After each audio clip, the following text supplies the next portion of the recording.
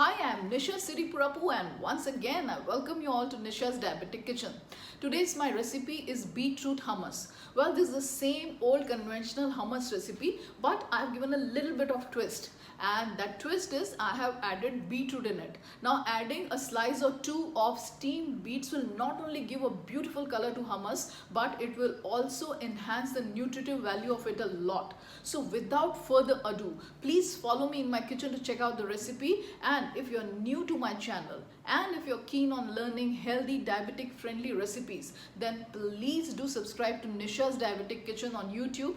And yes, please do not forget to follow me on my Facebook page also by the same name.